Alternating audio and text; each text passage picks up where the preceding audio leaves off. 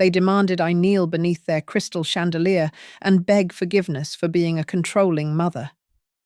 What they got instead was a forensic accountant, documented evidence, and the sharp crack of their perfect facade shattering in front of 40 witnesses. I walked into that Western Bluffs mansion prepared to apologize.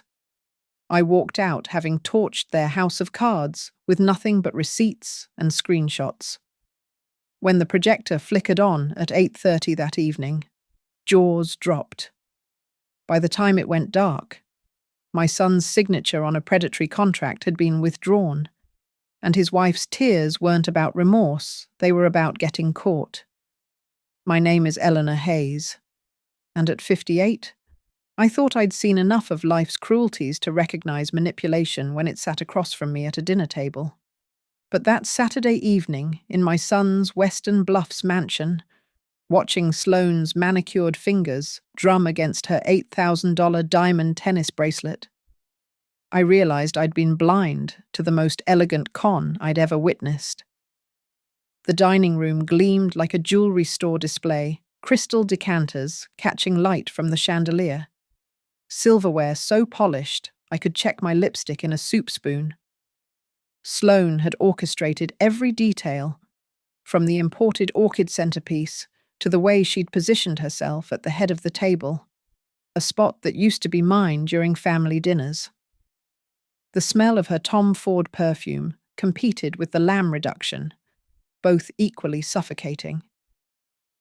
"Eleanor," she began, her voice honeyed but sharp underneath, like caramel coating a razor blade. "We need to discuss boundaries." I set down my fork carefully, noting how Caleb wouldn't meet my eyes. My son, the boy I'd raised alone while working double shifts at Northline Transit Authority, sat rigid in his Armani shirt, a stranger in expensive clothes. What boundaries would those be? I kept my tone neutral, though my pulse quickened. Sloane's smile stretched wider, the kind of smile I'd seen her practice in mirrors when she thought no one was watching. "Well, for instance, last week when you suggested Caleb should review his investment portfolio independently, that's really something between spouses. Don't you think?" "The investment portfolio?" "Of course. The one Caleb had been so excited about. The joint venture Sloane had proposed 6 months after their wedding. I'd only mentioned he might want a second opinion from a financial advisor. One comment. One moment of maternal concern. I was simply controlling. Sloane's interruption came swift, her hand reaching across to touch Caleb's arm, a choreographed move. "You were being controlling, Eleanor." Again, the word hung in the air like a verdict. I watched my son's jaw tighten, his fingers curling around his wine glass. The Bordeaux trembled slightly, the only sign he wasn't completely composed. "Mom?" Caleb finally spoke, and his voice carried a chill I'd never heard before. Not when I'd worked 16-hour days to pay for his engineering degree. Not when I'd missed my own mother's funeral anniversary to attend his graduation. This was rehearsed, practiced. Sloane and I have been discussing this pattern of behavior. Pattern. Behavior. Clinical words that didn't belong in a mother-son conversation. Sloane leaned forward, her collarbone necklace another recent acquisition catching the light. "My friend from the club, Patricia Whitmore. She's a therapist. She says this kind of interference often stems from empty nest syndrome. It's quite common, really. Nothing to be ashamed of." I almost laughed. Patricia Whitmore ran a lifestyle blog and sold essential oils.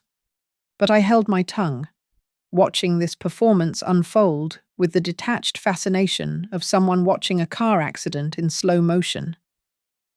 "What we've decided," Caleb continued, his fingers now interlaced with Sloane's, their wedding rings clicking together like handcuffs, is that we need a clear gesture of respect for our marriage, for our boundaries.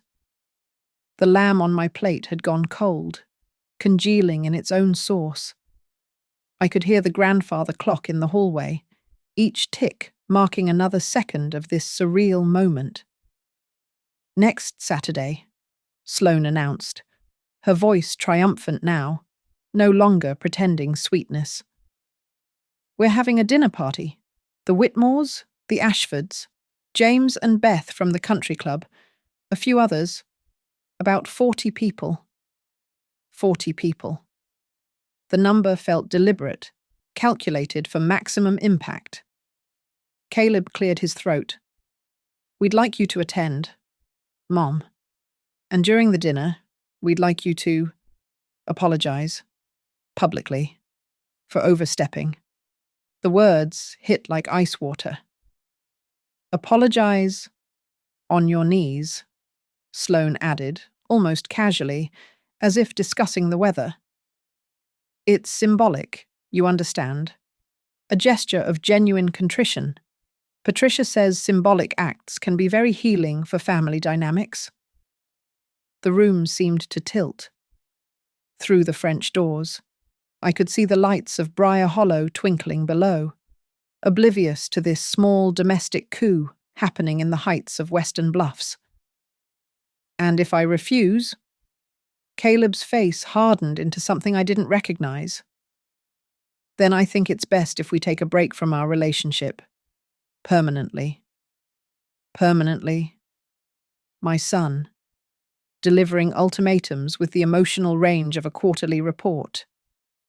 I looked between them.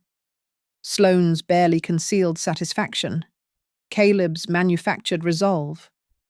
The chandelier above us threw prismatic light across the table, fracturing us into pieces. I thought of all the night shifts, the missed meals, the sacrifices that had led to this moment. My son, held hostage by a woman who wore manipulation like that $8,000 bracelet, beautifully, effortlessly, deadly. I see. I folded my napkin, placed it beside my plate with deliberate calm. "Next Saturday, then?" "You'll do it." Surprise flickered across Sloane's features before she could smooth it away. I stood, my movements measured, controlled. "I'll apologize." The words came out flat, emotionless, and somehow that seemed to unnerve them more than tears would have. As I collected my purse, I caught my reflection in the dining room mirror, a middle-aged woman in a simple black dress, surrounded by excess I'd never aspired to. 8 o'clock, Sloane called after me. "Don't be late." Walking to my car, I already knew what I had to do. They wanted a performance, they'd get one. But it wouldn't be the show they'd scripted. The apology would happen, just not the way they imagined. The drive home from Western Bluffs took me through memories as much as miles. 28 years ago, I'd held Caleb for the first time in a delivery room that smelled of antiseptic and hope. His father already 3 states away with his secretary. The nurse had asked if I wanted to wait for family. "I am the family," I'd told her, and that became our truth. Those early years blur together now, a montage of 4:30 a.m. alarms, instant coffee and travel mugs. Caleb sleeping in the break room at Northline Transit Authority while I processed route schedules. My hands grew calloused from gripping steering wheels during split shifts, knuckles cracking in winter when the heating barely worked. The smell of industrial detergent became my perfume, clinging to my uniform even after washing. I remember the night Caleb got his acceptance letter to engineering school. He was 17, gangly and brilliant, waving the paper like a flag. I'd worked 3 doubles that week to pay for his SAT prep courses. We celebrated with Chinese takeout on our scratched kitchen table. And he'd said, "Mum, I'm going to build things that last forever." Build yourself a good life first, I'd told him. The rest follows. He graduated summa cum laude. I sat in the auditorium's back row in my best dress, a clearance rack find I'd altered myself watching him walk across that stage. My eyes burned with pride, not exhaustion for once. 6 months later, he landed the structural engineering position at Morrison & Associates.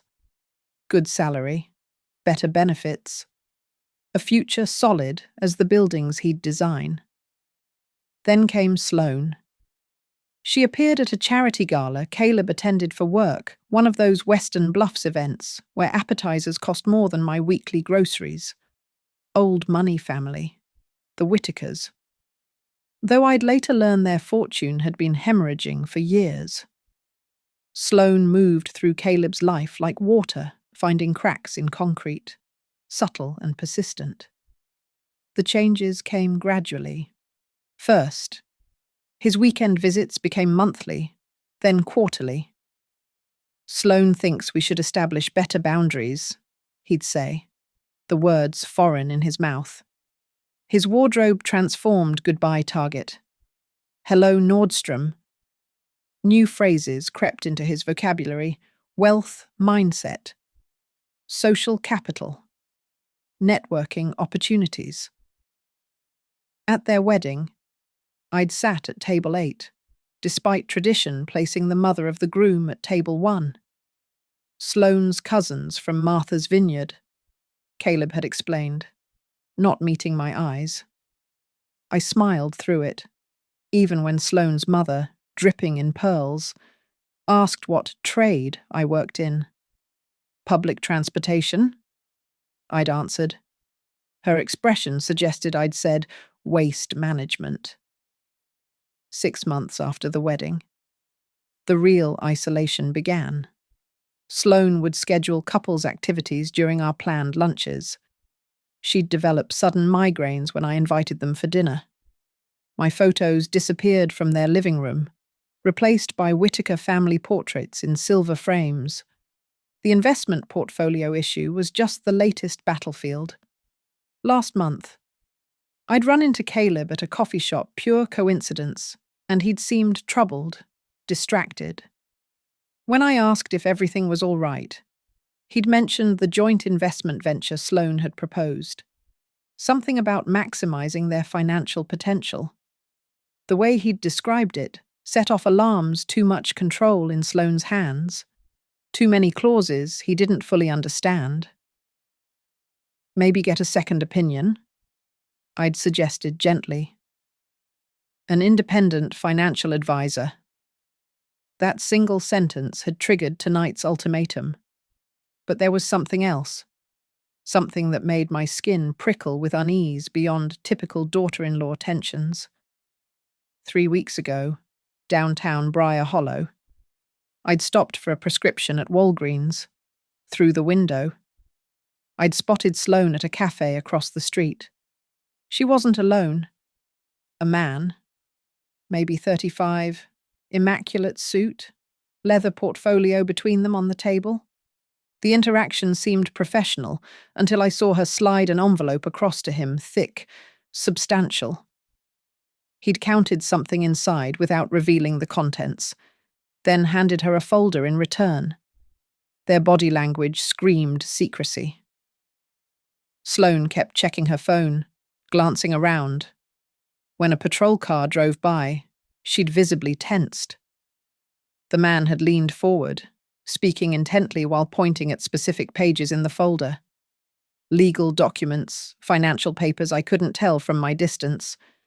But Sloane had nodded repeatedly, occasionally jotting notes in her phone.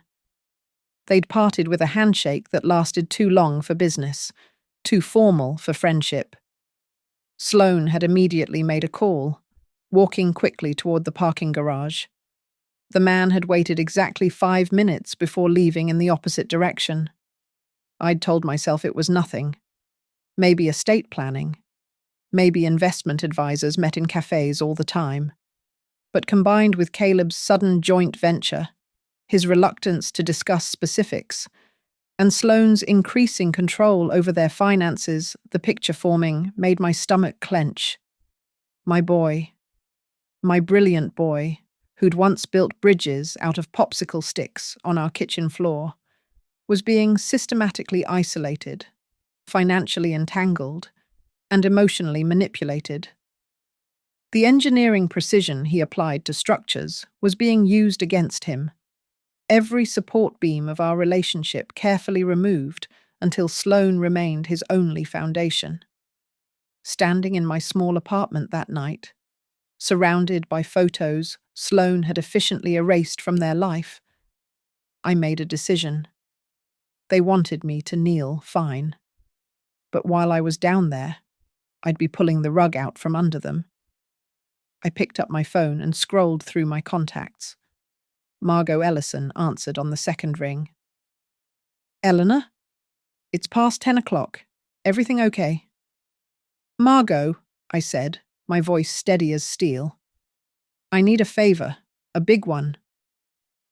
Margot's living room smelled of lavender tea and old books, a comfort I desperately needed. She'd listened to the whole story without interrupting, her expression shifting from disbelief to anger to determination. That manipulative little... She caught herself. Eleanor, you need professional help. I know someone. I can't afford a lawyer. Margot, my emergency fund is barely... Not a lawyer, a private investigator. Dustin Parr. He helped my nephew during his divorce. Specializes in financial fraud, hidden assets, that sort of thing. He's discreet and charges reasonable rates. She wrote his number on a sticky note, her handwriting steady as her resolve. Call him tomorrow. First consultation's usually free. Dustin Parr's office occupied the second floor of a strip mall, sandwiched between a tax preparer and a yoga studio. No fancy downtown address, no marble lobby. The man himself matched the modest surroundings, mid-40s, coffee-stained tie, the tired eyes of someone who'd seen too many ugly truths. $1,100, he said, after I'd explained everything. That gets you 2 weeks of investigation, document procurement, and a full report. Cash or check. Half up front. $1,100. Nearly my entire emergency fund, saved dollar by dollar over 3 years. Money meant for car repairs, medical emergencies, the small safety net I'd woven for myself. Check, I said, writing it before I could reconsider. What do you need from me? Names, dates, addresses, any financial information you have access to, account numbers, investment firms, anything Caleb might have mentioned. He pulled out a yellow legal pad, pen poised. And that encounter you witnessed downtown. Describe the man again. I closed my eyes, summoning the details. 35, maybe 40. Dark hair, very precisely cut, grey suit, burgundy tie. He had a birthmark or scar near his left temple. The portfolio was leather, cognac-coloured, with gold clasps. Dustin's pen moved quickly. Sounds like Bradley Thornton. Runs a consulting firm that helps wealthy families restructure assets, usually before a divorce or lawsuit. My blood chilled. Divorce. Maybe. Maybe not. Could be asset protection. Could be something else. I'll find out. He looked up from his notes. Your son have a willpower of attorney arrangements. I don't know.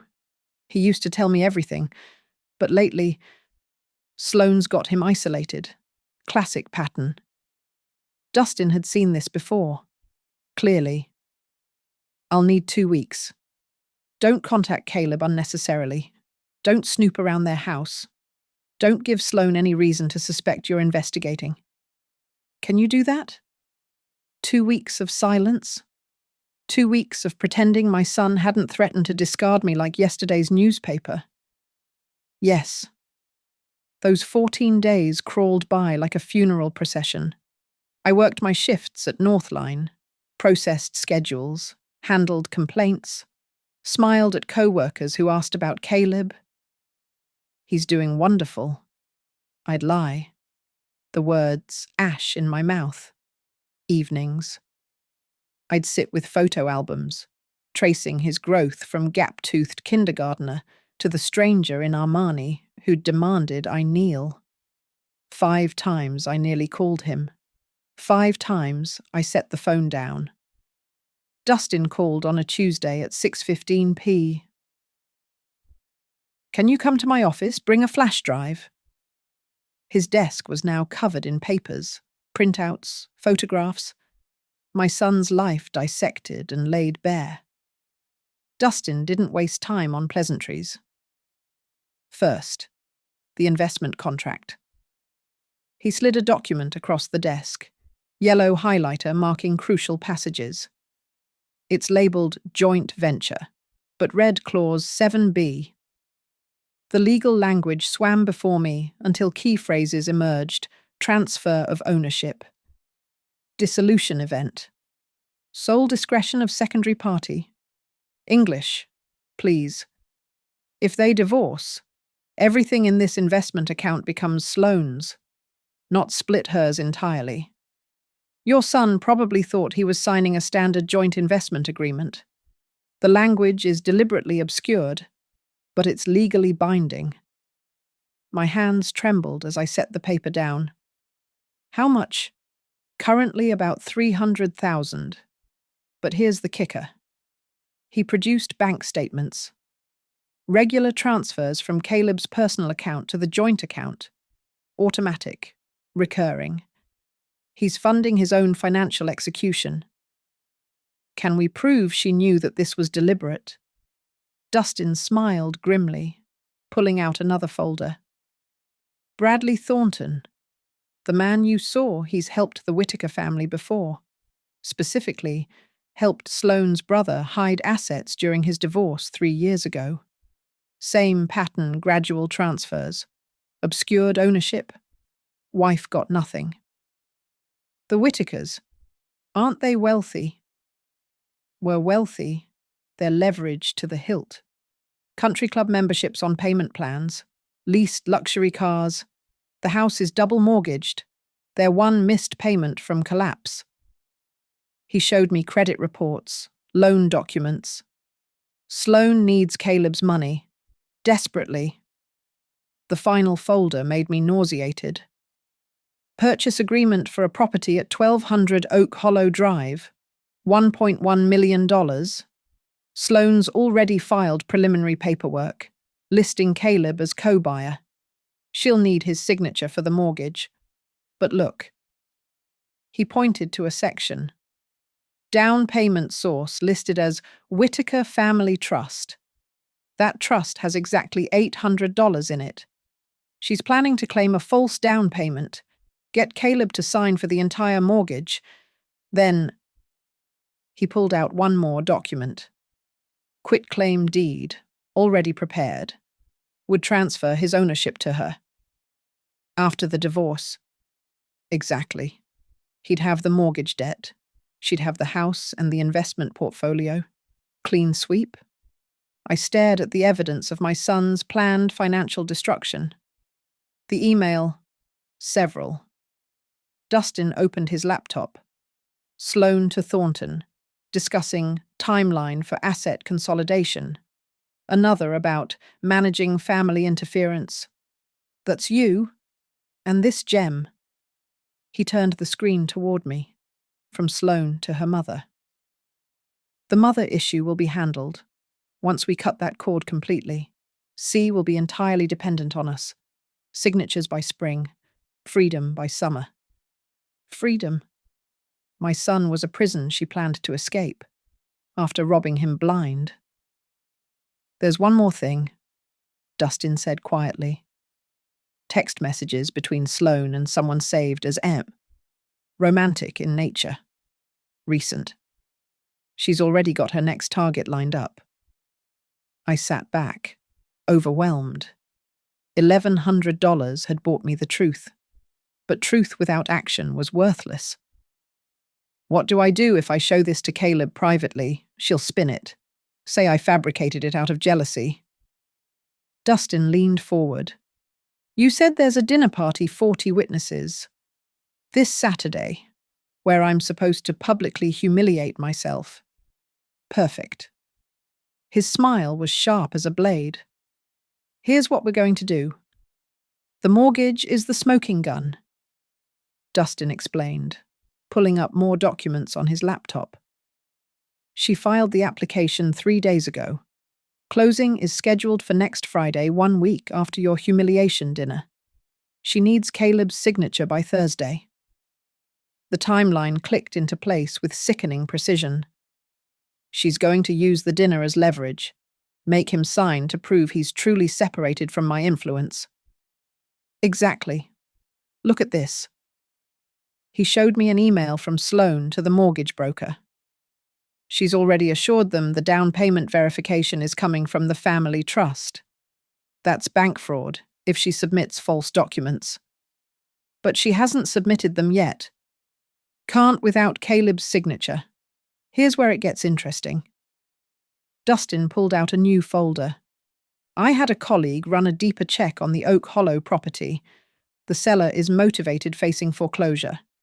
Sloan negotiated them down from $1.4 million with a promise of quick closing. If this falls through, the seller loses everything. So she's desperate to close this deal. More than desperate. She's already spent money she doesn't have. He showed me credit card statements. New furniture purchases, designer consultations, even hired a contractor for renovations. All on credit, betting on this house deal closing. I studied the credit statements. Restoration Hardware, Roche Bobois, a $10,000 deposit to an interior designer. She's already decorating a house she doesn't own, with money she doesn't have, banking on your son's credit and income. Dustin leaned back. But here's the real problem if you confront this privately. She'll pivot. She's got Thornton. She's got her mother. They'll create new documents, new strategies. You need witnesses. Eleanor. Unimpeachable witnesses. The dinner party guests, lawyers, business owners, the country club set, who also happen to be the Whitakers' social circle. Image is everything to them. A public revelation would be social death. I thought of Sloane's careful cultivation of her image, the way she name-dropped connections like currency. But how do I prove this at a dinner party? I can't exactly pass around bank statements between the salmon course and dessert. Dustin smiled. Leave that to me. I need the guest list if you can get it. Caleb mentioned the Whitmores, the Ashfords, James and Beth from the country club. James Ashford, the contract attorney. You know him. By reputation, straight shooter, hates financial manipulation, lost a fortune to an embezzlement scheme 5 years ago. If he sees these contracts... Dustin started typing rapidly. This could work, but we need everything documented, verified, notarized. No room for Sloan to claim forgery or manipulation. He pulled out a business card. Monica Reeves, forensic accountant. She can verify all the financial documents, create a chain of custody that would hold up in court. Another $500, but without her verification, Sloan could claim we doctored everything. 500 more. My savings were evaporating. But what choice did I have? Do it. There's something else. Dustin's tone grew careful. The text messages with M. I tracked the number. Marcus Holt, commercial real estate developer. Recently divorced. Worth about $8 million. She's already planning her next marriage. Planning might be underselling it. Hotel receipts, dinner charges at the Ritz, a weekend in Aspen last month when she told Caleb she was at a spa with her sister. My son, working 60-hour weeks while his wife planned her escape with another man's money. Does she know we know? No chance. I've been very careful. But Eleanor, we need to discuss something. He closed the laptop. After this dinner party, after the truth comes out, your relationship with Caleb might not recover. He might resent you for exposing this, might blame you instead of thanking you. I'd thought about nothing else for days. If I do nothing, I lose him to her manipulation. If I act, I might lose him to his own anger. But at least he'll be financially whole. He can hate me from a place of security rather than thank me from bankruptcy. Dustin nodded slowly. All right. Saturday night, 8 p.m. I'll arrive at 8:30 sharp with everything. Physical documents, notarized verifications, the works. We'll need someone inside to document reactions, establish witness testimony. Margot, she'll come as my +1. Can she handle pressure? I thought of Margot, who'd raised 3 kids alone after her husband's death, who'd started her own business at 55. She'll be fine. Good. Now, about Thornton, he's the wild card. If he's there, he'll try to spin this, deflect, create doubt. What do you suggest? I've got something on him. That asset hiding scheme with Sloane's brother, the ex-wife, is still fighting it in court. If Thornton shows up, I'll make sure she knows where to find him. The pieces were falling into place like dominoes lined up for destruction. But one thought nagged at me. The metadata on those emails, Sloane mentioned something in a message about cleaning metadata. Could she claim the emails are fake? Dustin grinned. That message about cleaning metadata. She sent it from her iPhone. Apple keeps server-side records. Even if she deleted everything locally, the subpoena trail exists. Mentioning metadata actually proves consciousness of guilt. So we have her. We have the truth.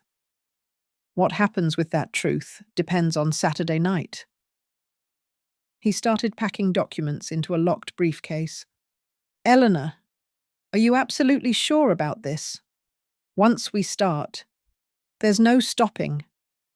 I thought of Caleb at 17, promising to build things that last forever, of Sloane's manicured hand on his arm, possession disguised as affection, of kneeling in front of 40 witnesses while she smiled above me.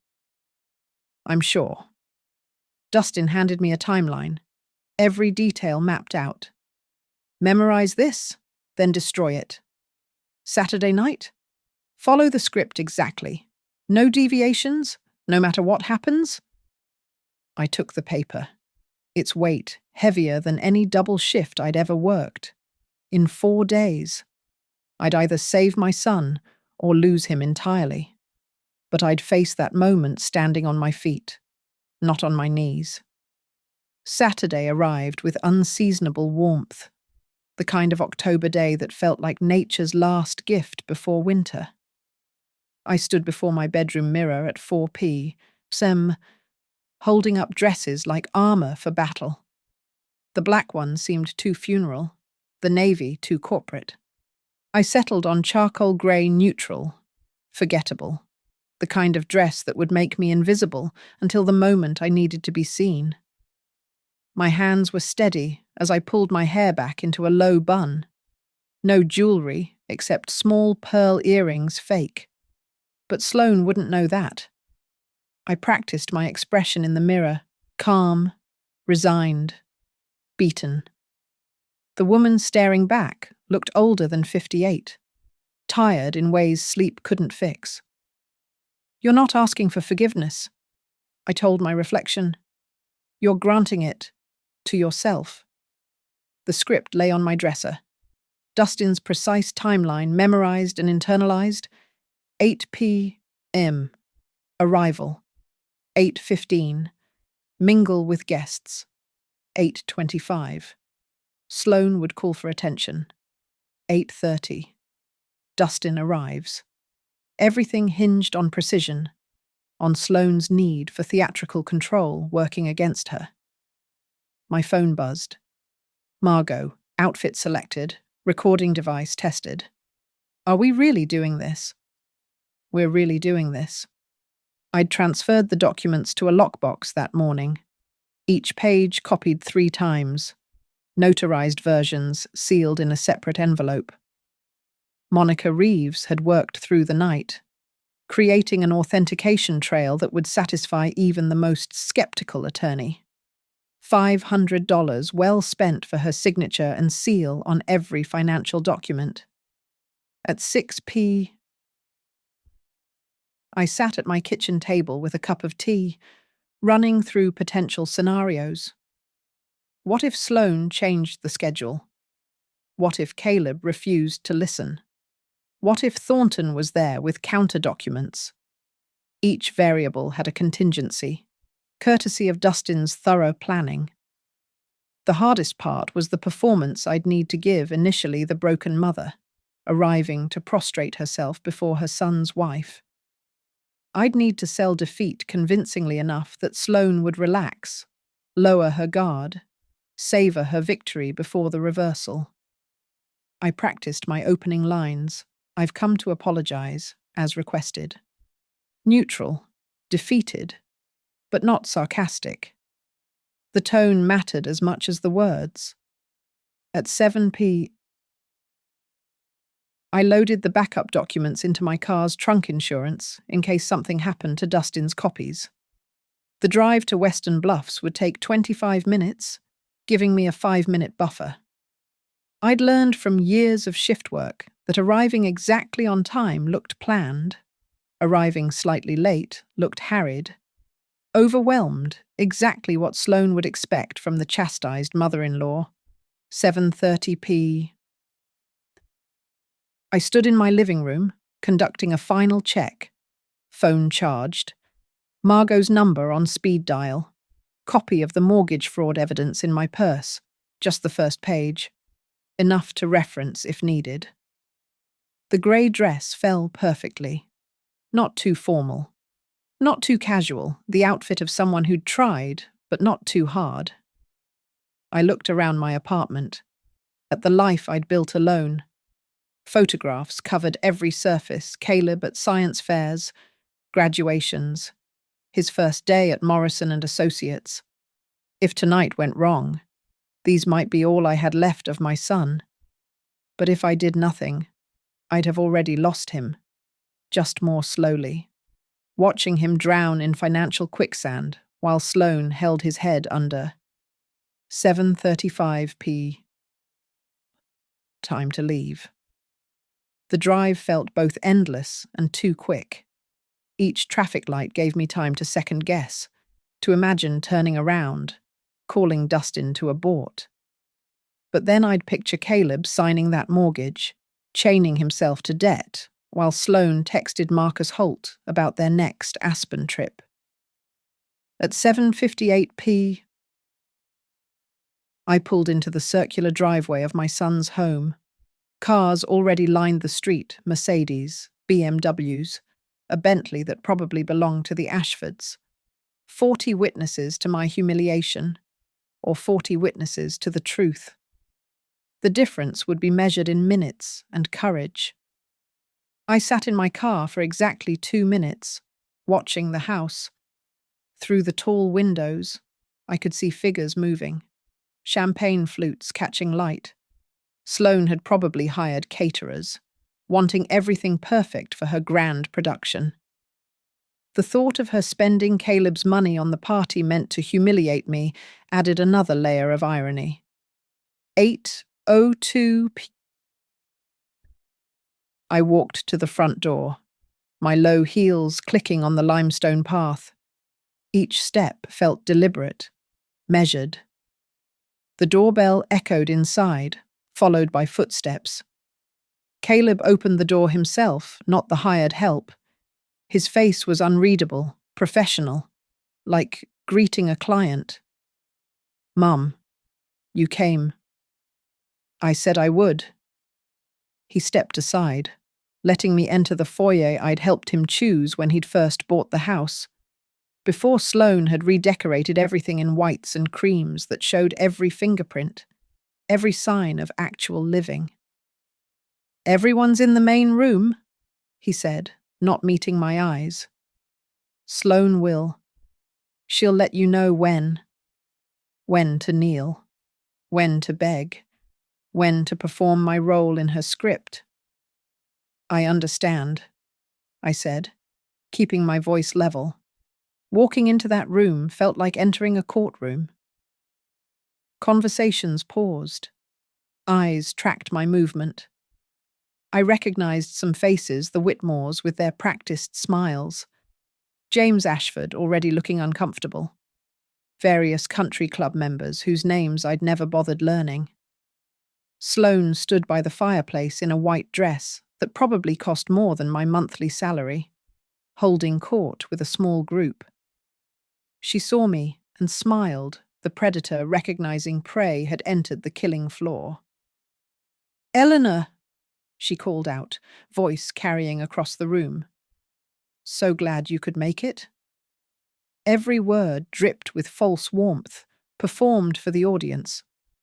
I nodded, said nothing, found a corner where I could observe. Margot hadn't arrived yet. She'd come separately, pretending we weren't together. 8:15 p.m. I accepted a glass of water from a server, my hand steady despite the adrenaline flooding my system. 15 minutes until Dustin arrived. 15 minutes to play the broken mother, to let Sloane think she'd won. The hardest performance of my life, with the highest stakes imaginable. The curtain was about to rise on Sloane's show. She just didn't know she'd cast herself as the villain. The main room hummed with the particular frequency of wealth-subdued laughter, crystal touching crystal. The whisper of expensive fabric as people gestured with manicured hands. I stood near the French doors, watching Sloane work the room like a conductor preparing her orchestra. 8:20 p. Margot slipped in, wearing a burgundy dress I'd never seen before. She caught my eye for a fraction of a second, then moved toward the opposite corner, phone already in her hand, ready to record. "Eleanor, isn't it?"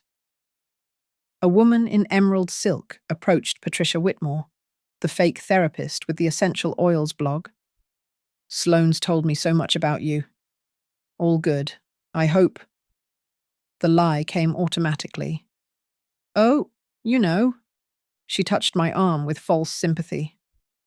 "Family dynamics can be so challenging, but growth requires discomfort, doesn't it?" 8:23 p.m. Sloane moved toward the room's center, tapping her champagne flute with a silver spoon. The conversations gradually died, 40 faces turning toward her like sunflowers to light. "Thank you all for coming tonight," she began, her voice carrying perfectly. She'd probably practiced in this exact spot, testing the acoustics. "Caleb and I wanted to share this evening with our closest friends, our chosen family." Chosen family. The phrase stung exactly as she'd intended. "We believe in the power of truth," she continued, "in the healing that comes from acknowledgement. Tonight, we have an opportunity for that healing."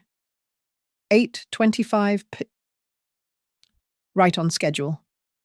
Sloane's eyes found mine across the room. "Eleanor, would you join us here? Please?" The walk felt endless, every eye tracking my movement. I kept my shoulders down, my pace measured but not defiant. The defeated mother approaching her judgment. Caleb stood beside Sloane, his jaw tight, For a moment, I saw the boy who'd hidden under his blanket during thunderstorms, who'd needed 3 stories before bed. Then his face hardened back into the stranger's mask. "Eleanor has something she'd like to say," Sloane announced, her triumph barely concealed. About boundaries, respect, and moving forward. This was it. The moment she'd orchestrated, the public breaking she'd craved. I could see her savoring it, the way she shifted her weight slightly forward, anticipating my knees hitting the floor. I cleared my throat, letting my voice shake just slightly. "I've come to apologize." The doorbell rang. Sloane's face flickered with irritation. "We're not expecting—" "That would be for me?" I said, my voice suddenly steady. "I've asked someone to join us. Someone who has information relevant to this healing process." "Mother, what are you—" Caleb started. The housekeeper opened the door, and Dustin Parr walked in, carrying a leather briefcase and a portable projector. He looked like exactly what he was, a professional who dealt in uncomfortable truths. "Good evening," he said, nodding to the room. "My name is Dustin Parr, licensed private investigator. I'm here at Miss Hayes's request to present documented evidence regarding financial fraud, asset manipulation, and conspiracy." The room exploded in whispers. Sloane's face went from white to red to white again. "This is ridiculous," she said, but her voice had lost its commanding tone. "Caleb, tell them to leave."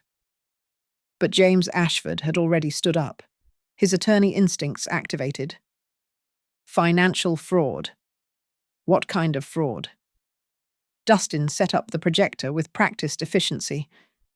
"Mr. Hayes, Mrs. Hayes, I think you should see this first." The first slide appeared on the white wall, the investment contract. Clause 7B, highlighted in yellow. "This is the joint investment agreement Mr. Hayes signed 6 months ago," Dustin explained. "However, it's not actually joint. Upon dissolution of marriage, all assets transfer solely to Mrs. Hayes." Caleb stepped forward, confusion replacing anger. That's not what you said, Sloane." "It's a misunderstanding," Sloane said quickly. "Legal language can be confusing." "The language was deliberately obscured?" Dustin continued, clicking to the next slide. "Here's an email from Mrs. Hayes to Bradley Thornton, her financial consultant, dated 3 weeks before the contract was signed. Quote, 'Make sure the transfer clause is buried in subsidiaries.' He won't read that far." Gasps rippled through the room. Patricia Whitmore stepped backward, distancing herself from Sloane. "This is fabricated." Sloane's voice pitched higher. "Eleanor's obviously. All documents have been verified by Monica Reeves, forensic accountant." Dustin held up a notarized certificate. "Server-side email authentication confirms these are genuine." The next slide showed bank statements. $300,000 transferred from Mr. Hayes's personal accounts to the joint investment account over 6 months. Mrs. Hayes has sole withdrawal authority. Caleb's hands shook as he pulled out his phone, presumably checking his accounts. His face told the story. Everything Dustin said was true. "But wait," Dustin said, his tone almost apologetic. "There's more." The mortgage application appeared on the wall, $1.1 million for Oak Hollow Drive. "Mrs.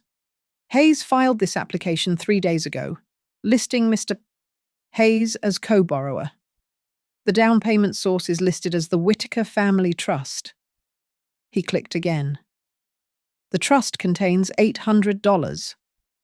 "My God," James Ashford said loudly. "That's bank fraud." Sloane backed against the fireplace. You don't understand my family's trust. There are other accounts. No, there aren't. Dustin pulled out credit reports. The Whitaker family is leveraged beyond recovery. Mrs. Hayes needs this mortgage to maintain appearances, needs Mr. Hayes's credit and income to secure it. The room had gone completely silent, except for Margot's phone, steadily recording everything. And finally, Dustin said, his voice gentle now, recognizing the destruction he was causing. These text messages between Mrs. Hayes and Marcus Holt, discussing their relationship and her timeline for, quote, freedom by summer. The projector clicked off. The silence was deafening.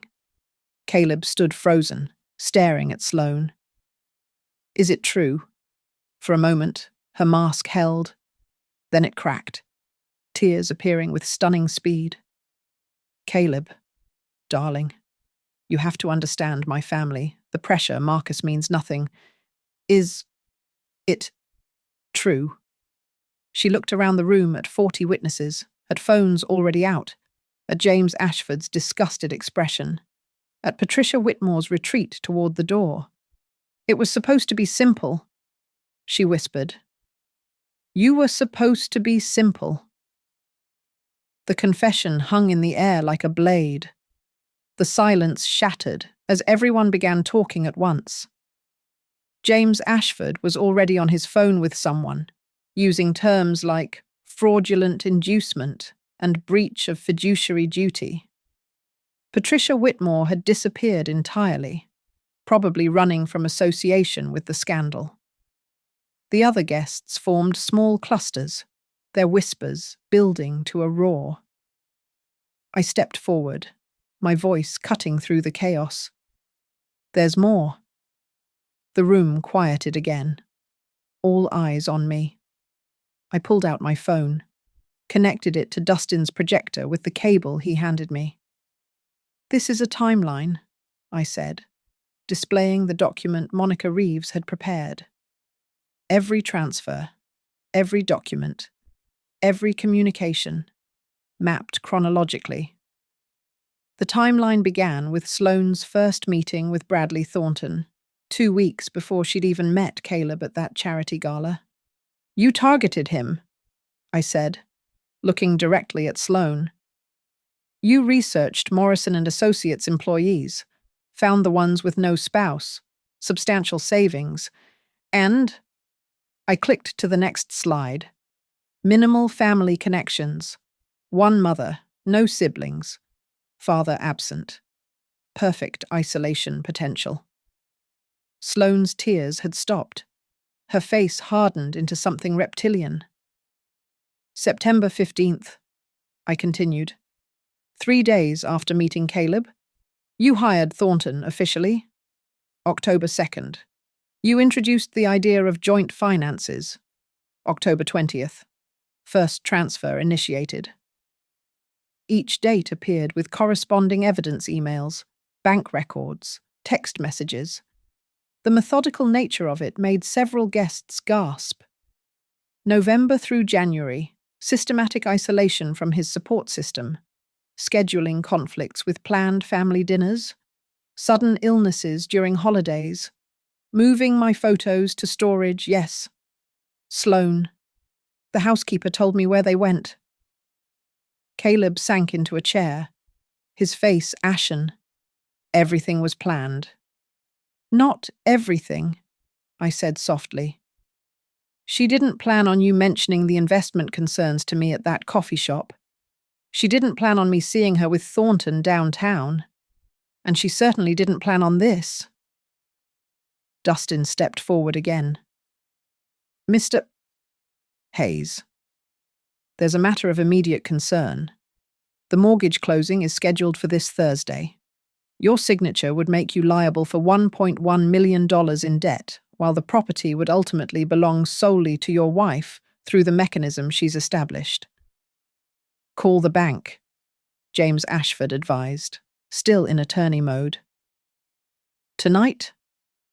Leave a message that you're withdrawing from the application. Follow up with written notice tomorrow. Certified mail. Caleb pulled out his phone with shaking hands.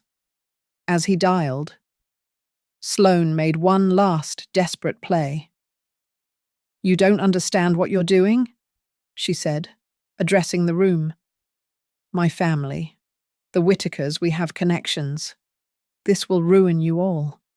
"Your family is broke," Dustin said flatly. He pulled out more documents.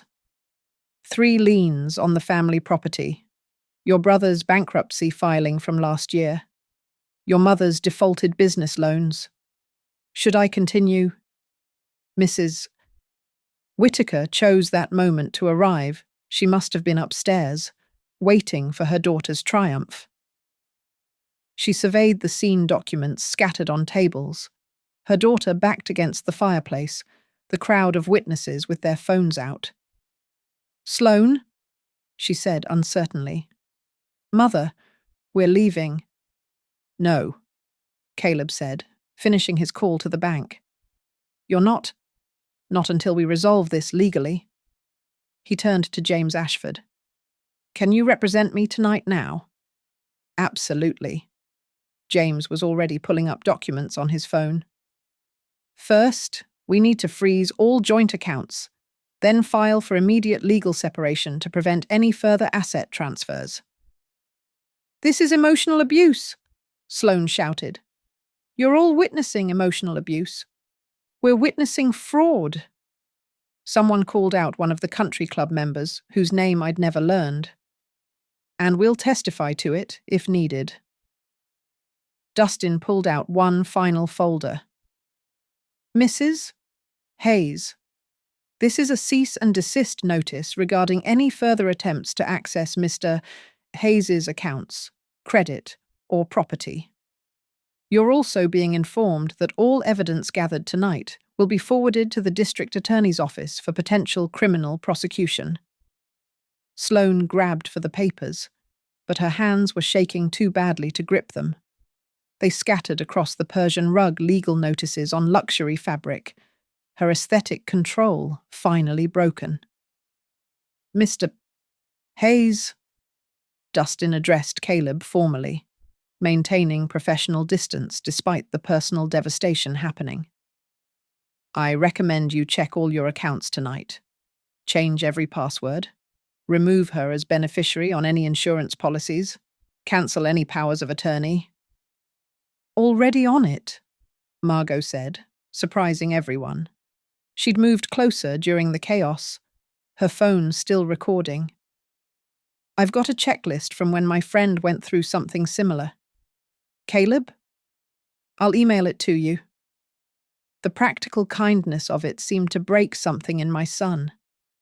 His shoulders started shaking, not crying, just trembling with the magnitude of what he'd nearly lost. "Mum," he said, looking at me for the first time all evening with recognition instead of resentment. "How did you know?" "I knew something was wrong when you stopped being you," I said simply. "When your words became someone else's script."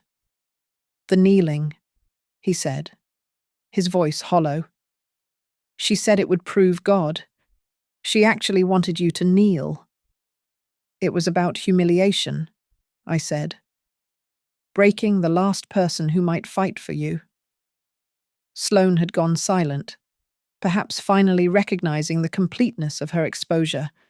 Marcus Holt's texts still glowed on the wall, promises of Aspen, discussions of her freedom timeline, their hotel receipts from when she'd told Caleb she was at a spa. "I need everyone to leave," Caleb said suddenly. "Except Mom, Mr. Ashford, and Mr. Parr. Everyone else, please go."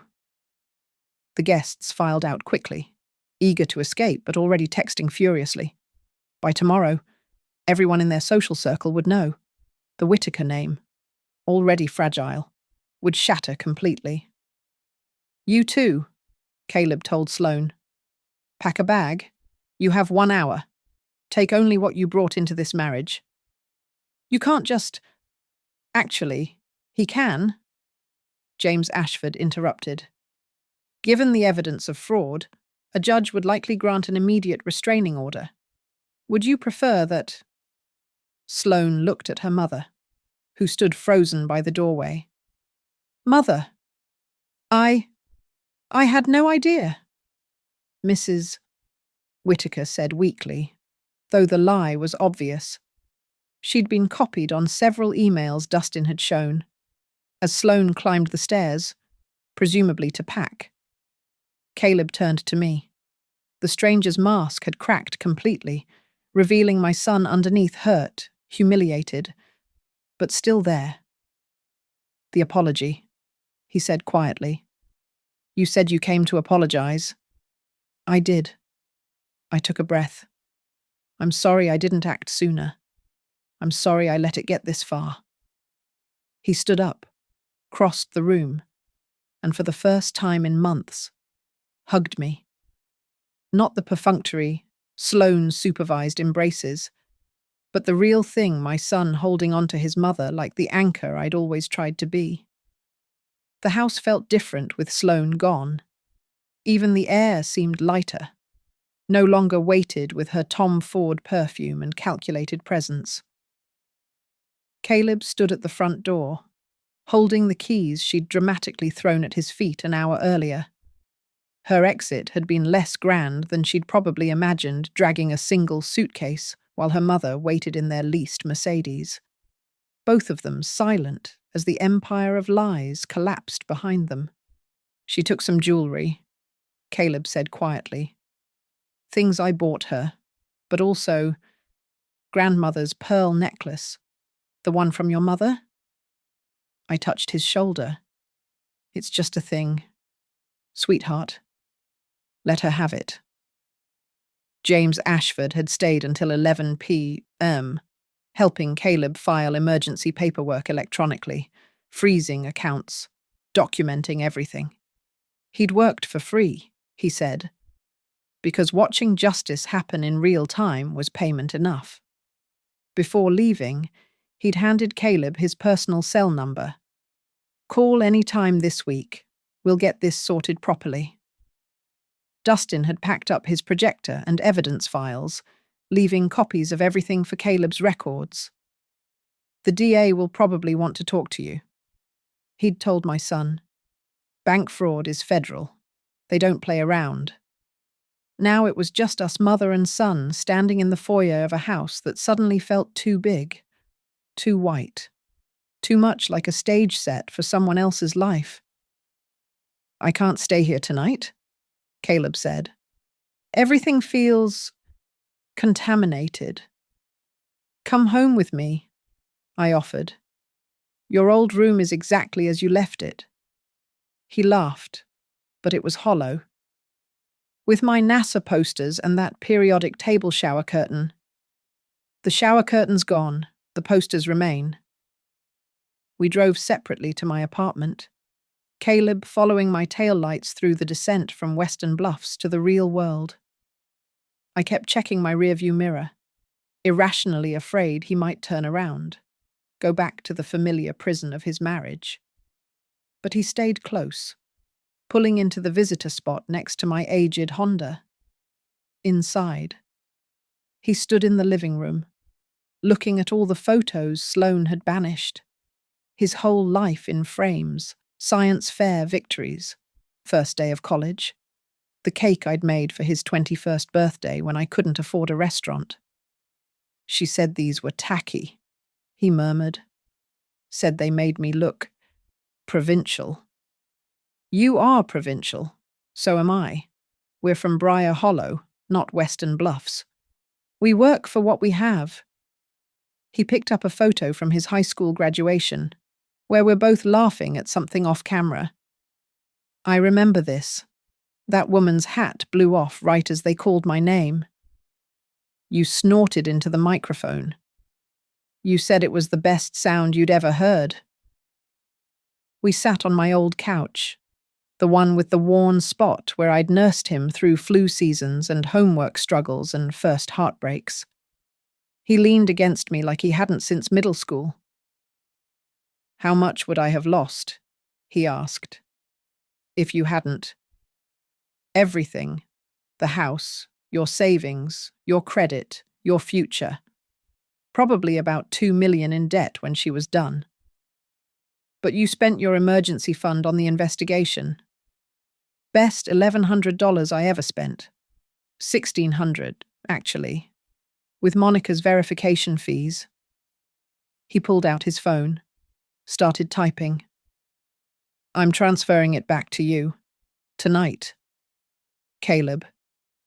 "No arguments. It's the least I can do." His voice cracked. "Mom, I'm 30 years old, and I fell for the oldest con in the book. A pretty woman pretending to love me for my money. She was good at it. Professional level manipulation. This wasn't your fault. I told you to kneel, in front of everyone." The shame in his voice was raw. "I actually stood there and told my own mother to get on her knees and apologize for caring about me. You were isolated, gaslit, controlled. That's what abusers do. They separate you from anyone who might see through them." His phone rang a number he didn't recognize. He put it on speaker. "Mr. Hayes, this is Marcus Holt." Caleb's face darkened. "How did you get this number?" "That's not important. I'm calling to tell you that whatever Sloane told you about us, it was just friendship. Nothing inappropriate happened." I grabbed the phone. "Mr. Holt, this is Eleanor Hayes. We have your text messages, your hotel receipts, and your plans for Aspen. Your wife's divorce attorney will find them very interesting." The line went dead. "He's married?" Caleb asked. "Very. With 3 children and a prenup that voids upon infidelity." We sat in silence for a moment before Caleb asked, "How did you stay so calm during the whole reveal? You never raised your voice, never showed anger." "I had 8 days to be angry. By tonight, I was past that. Tonight was about truth, not revenge." It felt like revenge. No. Revenge would have been letting her complete the con and then exposing her. This was prevention, protection. Sometimes those look the same. He stood up, walked to the window overlooking Briar Hollow's modest skyline. "The mortgage company will blacklist me. The country club will gossip.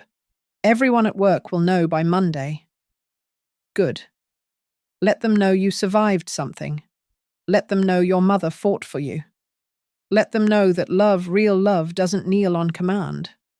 He turned back to me, and for the first time in months, I saw him smile, really smile.